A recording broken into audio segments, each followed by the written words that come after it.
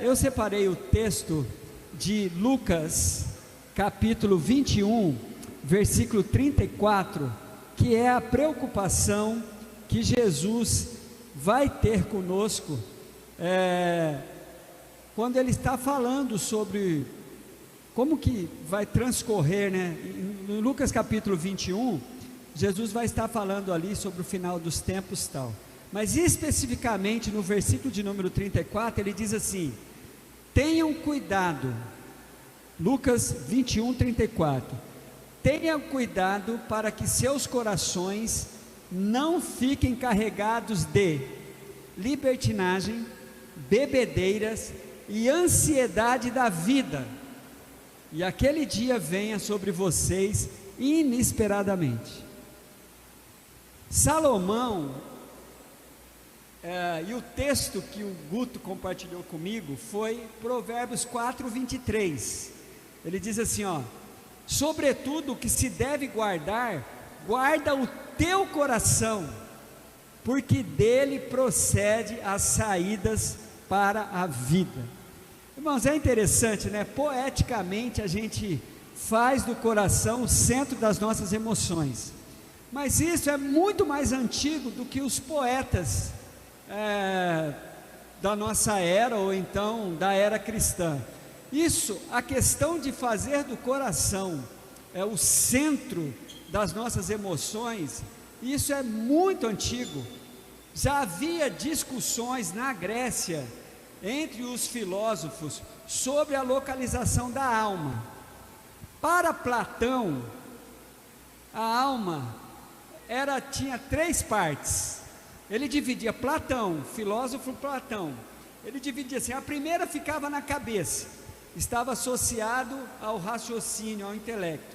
A segunda se situava no coração, se relacionava com a raiva, o medo, ao orgulho e a coragem.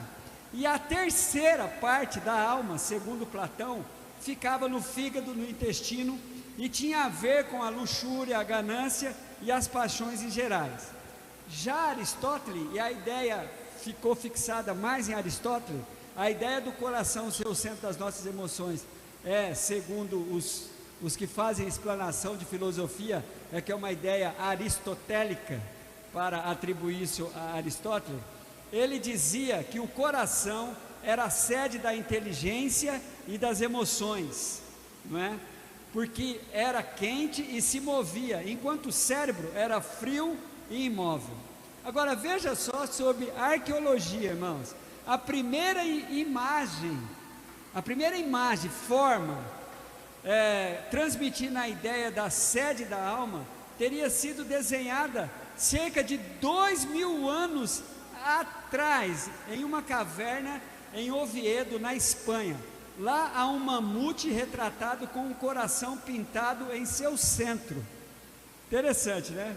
O homem que habitava estava certo de que, ao acertar o coração do animal, o animal com certeza morreria, e isso acontece mesmo. Mas anatomicamente falando, o coração é uma bomba. Ele não é... nós já estamos tão influenciados que a gente chega assim, chega, doeu meu coração, né? A gente faz assim, mas na verdade o coração é uma bomba que manda sangue para todas as partes do corpo. Ele também é ligado a um sistema hidráulico e um sistema elétrico.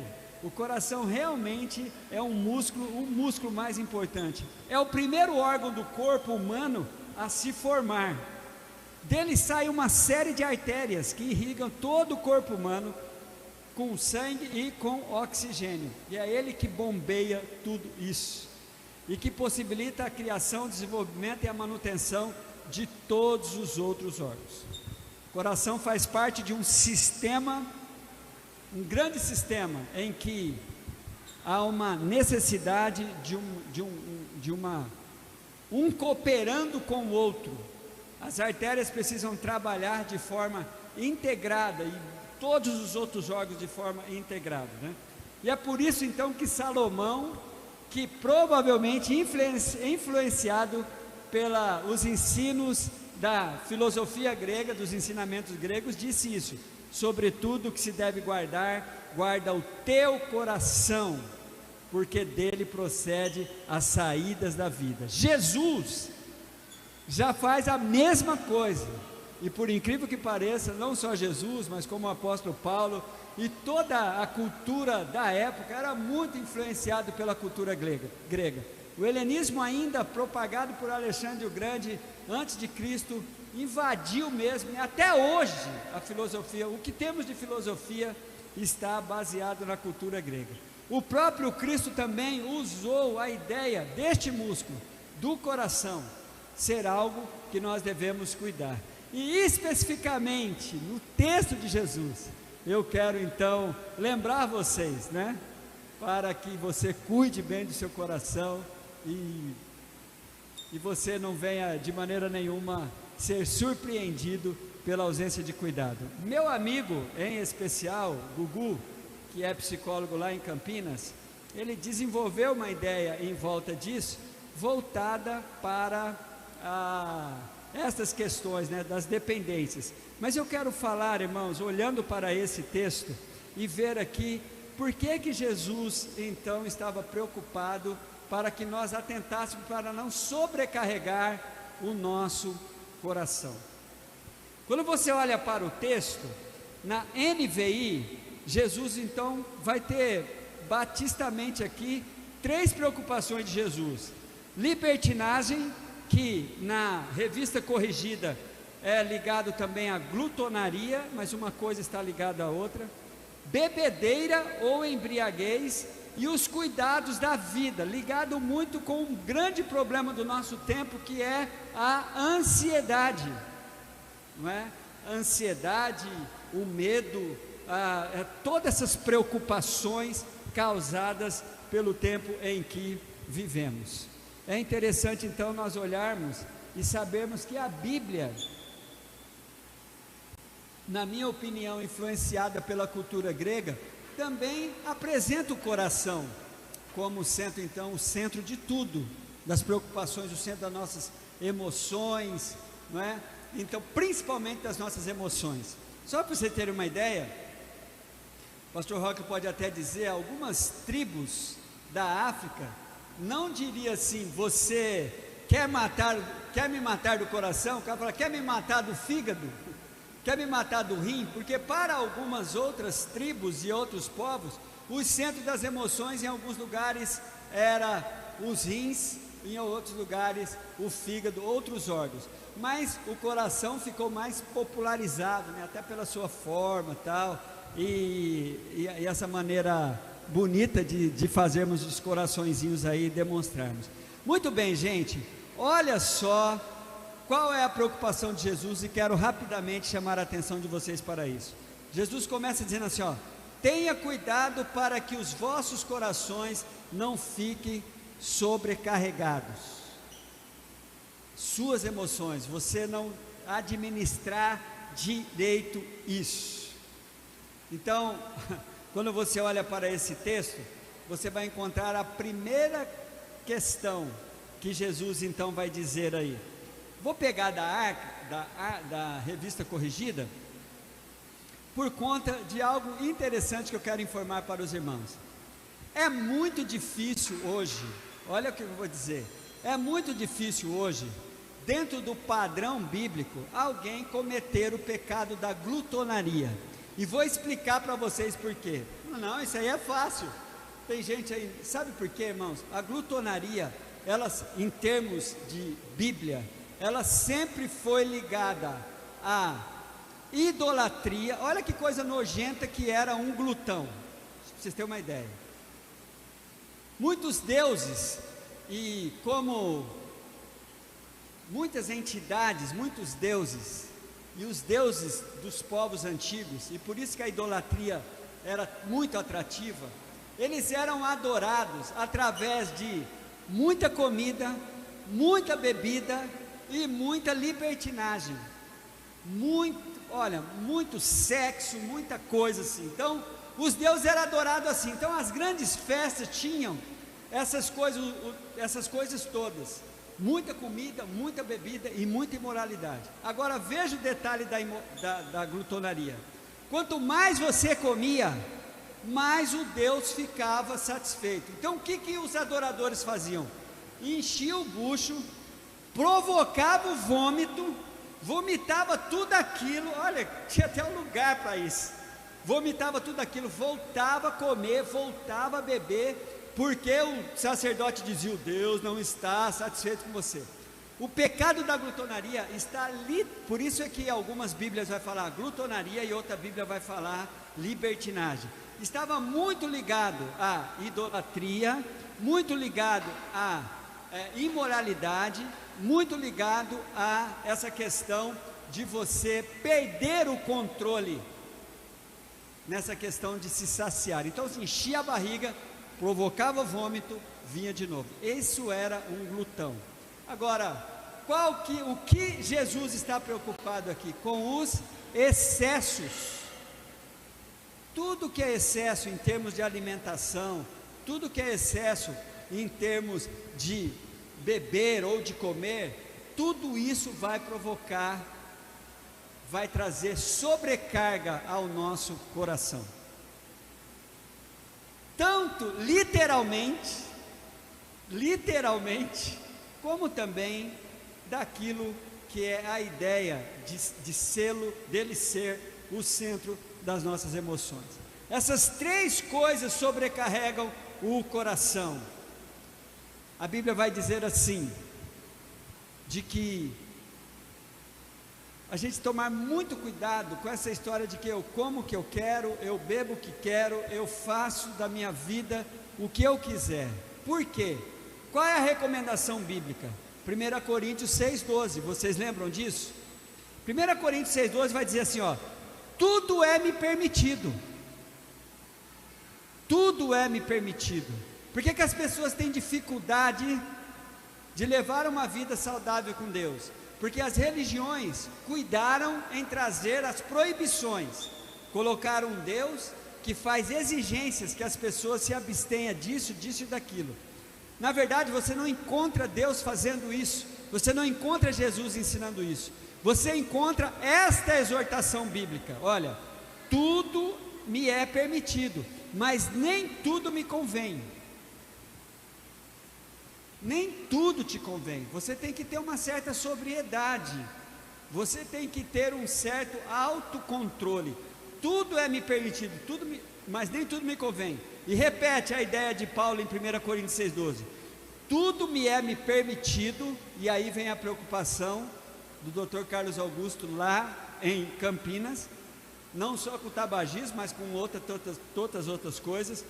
Mas eu não me deixarei que nada me domine. Qual que é o problema, irmãos? O vício. Você não está no controle das coisas que você está ingerindo. As coisas que você está ingerindo estão no seu controle, está te controlando. É essa que é a preocupação de Jesus. A preocupação de Jesus não está ligada com a alimentação, tanto é que Ele mesmo ensinou para nós. Ele ensina para nós em Mateus 15:11, que o que contamina uma pessoa, o que faz uma pessoa impura, não é o que ela come, mas o que sai de dentro dela, em forma de palavras e atitudes. Quando Jesus diz isso em Mateus 15:11, ele diz literalmente assim, ó: o que entra pela boca não torna um homem impuro, mas o que sai da sua boca, isso é que torna impuro. Isso não é um vale para você comer, um vale, ó, pode comer, Jesus mandou que eu comesse de tudo, porque nada vai me fazer mal, nada vai me tornar impuro. Não é isso que Jesus está dizendo, porque senão depois Ele não traria essa preocupação para a gente se preocupar com a glutonaria, que vai estar ligado à falta de controle, que vai estar ligado exatamente à libertinagem e à idolatria, quando nós perdemos a capacidade de autogerência. Então, quando Jesus diz que o que contamina, o que o homem come não o faz impuro, Ele não está liberando você para comer tudo. Os excessos, queridos, os excessos precisam ser sempre evitados. Por isso que o próprio Cristo advertiu-nos no sermão do fim dos tempos em Lucas, para que cuidássemos, que a glutonaria, os excessos, vai sobrecarregar o nosso coração.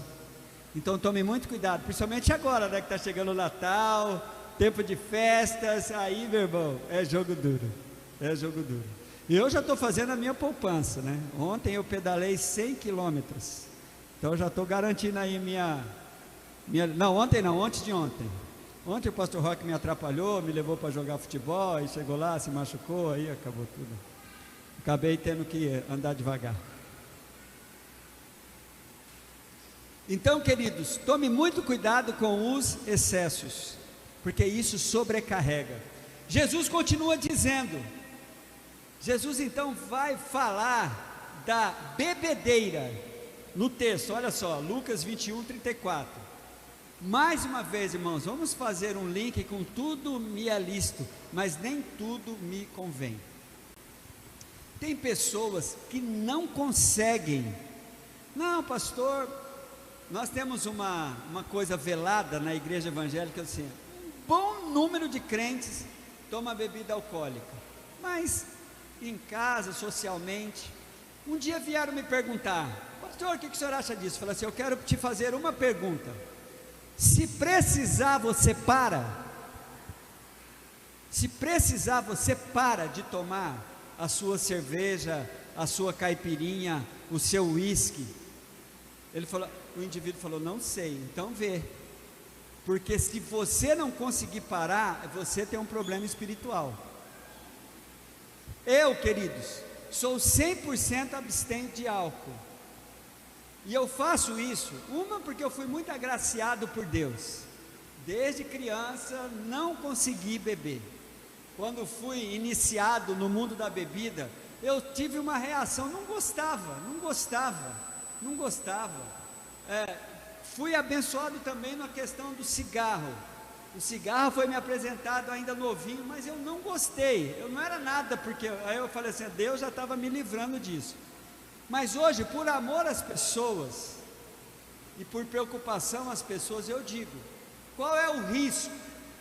Qual é o risco? O risco está no vício, o risco está na falta de autodomínio, o risco está na você não conseguir parar, Então, é interessante como Jesus então vai dizer isso para nós em Lucas 21, 34, ele vai falar glutonaria, e ele vai falar de bebedeiras, que está ligado diretamente aos vícios, embriaguez, na NVI ele fala de bebedeira, na Revista Corrigida ele vai falar de embriaguez, e por último, Jesus vai falar da ansiedade. Olha o que Jesus diz em Lucas 21, 34, olhai por vós para que não aconteça que o vosso coração se sobrecarregue, ou então fiquem carregados de glutonaria, embriaguez, e agora, coisa que é um problema de todos nós, dos cuidados da vida, e aquele dia venha sobre vós de improviso, ou seja, te pegue de surpresa. Esse dia, irmãos, pode ser tanto dia marcado por Deus, como o último dia da sua vida. A morte não avisa muitas vezes, né? E o que Jesus está dizendo sobre os cuidados da vida? Está ligado literalmente ao mal do nosso tempo. Como as pessoas andam ansiosas. E o que a Bíblia vai dizer sobre a ansiedade? Pegue Filipenses capítulo 4, que ali tem uma receitinha top para a gente vencer a ansiedade. Filipenses capítulo 4, versículos 6 e 7.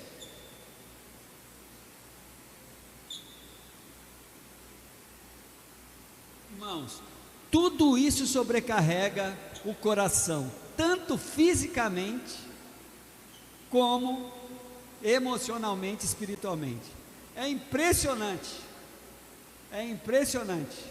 como essa preocupação de Cristo, essa preocupação de Salomão, ela vem exatamente para a gente se preocupar tanto espiritualmente como fisicamente com o nosso coração. Já que poeticamente a gente liga mesmo o nosso coração às nossas emoções, então cuide disso.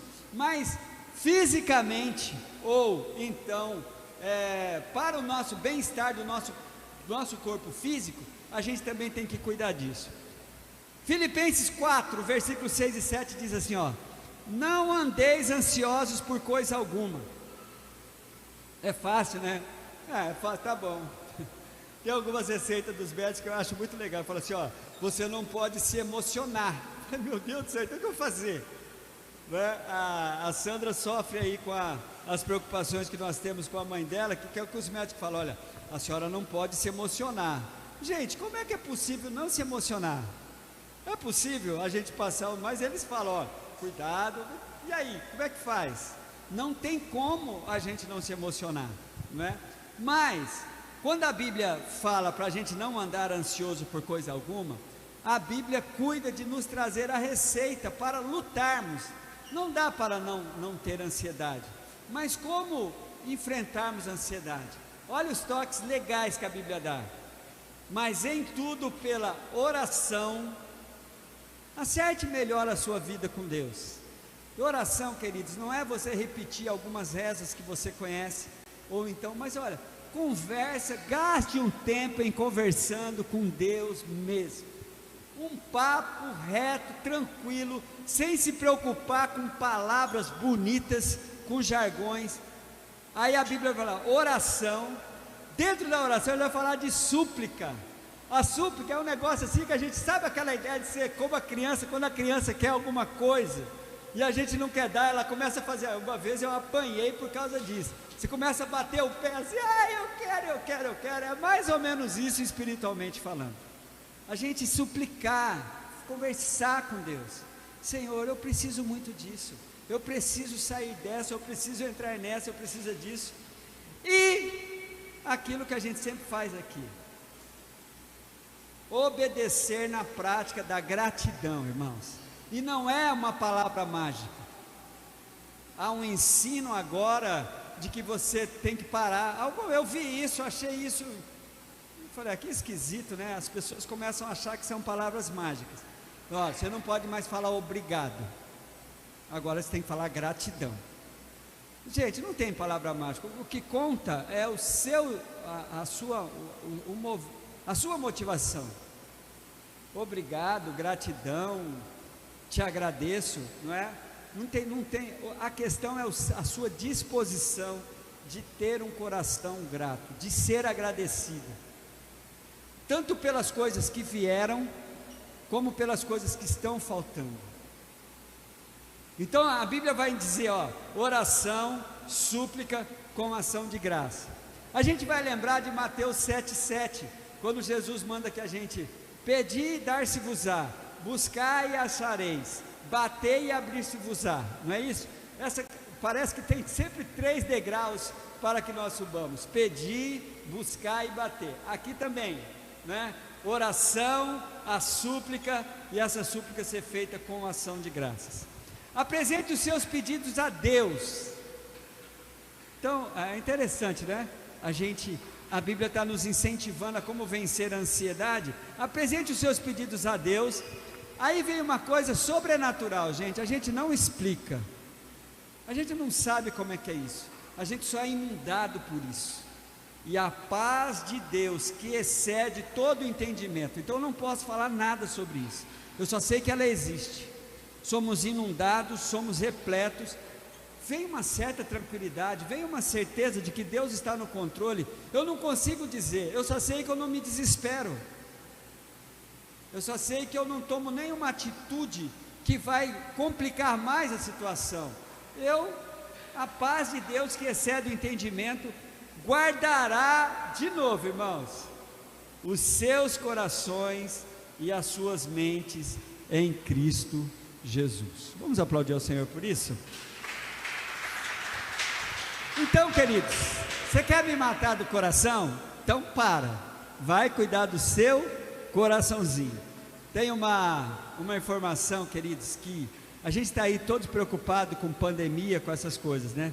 Mas as doenças do coração, segundo o Guto, é responsável pela maior causa de morte no Brasil e no mundo, e em Cacoal também, não é? No Brasil e no mundo, incluindo a nossa cidade. Então, você que está aqui, você que está em casa, vamos ouvir o que Jesus disse. E para terminar, eu quero ler de novo os dois textos. Grife na tua Bíblia, coloque aí se você usa o seu app, arranja a forma de grifar isso. Primeiro, Provérbios 4, 23. Sobre tudo, o que se deve guardar, guarde o teu coração, porque dele procede as saídas para a vida. É aqui que você vai estar respirando fundo. E aí Jesus vem no Evangelho, vem nos ajudar a dar uma direção. Jesus vai dizer: olhai por vós. Jesus está dizendo: olhe por vós, fiquem espertos, para que não aconteça que o vosso coração se carregue de glutonaria, embriaguez e dos cuidados da vida, e venha sobre vós de improviso aquele dia. Você não ser surpreendido quando você for fazer um exame, ou então espiritualmente seu coração ficar insensível para o que Deus está revelando para você. Amém, queridos?